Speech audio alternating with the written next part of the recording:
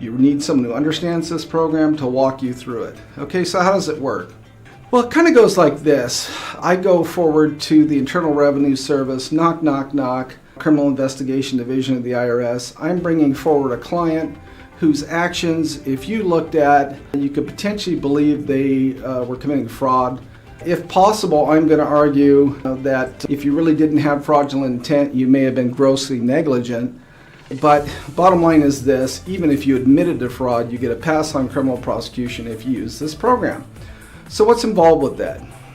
The first thing I want to tell you is you need to be very careful. The person you go to for help can be your worst enemy. Think about it.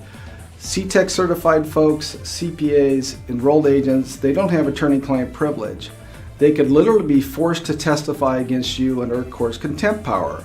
What can the court do to them? Sir, you're going to go sit in a jail cell for an indefinite period of time until you're willing to answer the court's questions. Sir, I'm going to fine you $5,000 a day until you start answering our questions. All within the court's contempt power. Believe me, they're going to sing.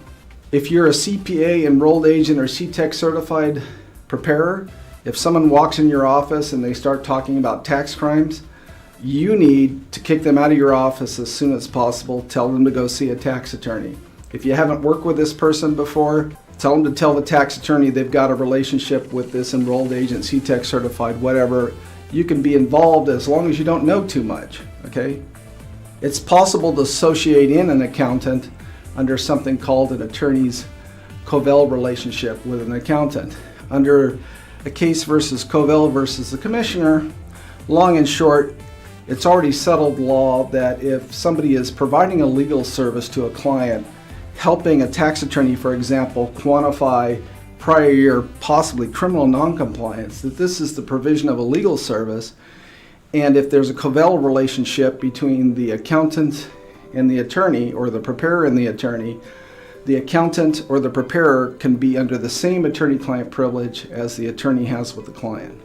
Although the very purpose of making a voluntary disclosure is to prevent prior year noncompliance from becoming a criminal tax issue, again, it's very important that a criminal tax defense attorney be brought into the case from the very beginning on lots of grounds, not just attorney-client privilege. Frankly, you need to understand this program inside and out, and I'm sorry, this isn't work that CPAs, EAs, and CTEC certified folks should be doing without the direction and control of working with, actually for, an attorney to serve as a client. The first thing that needs to happen is the attorney needs to make an assessment of a client's potential to be criminally prosecuted in the first place.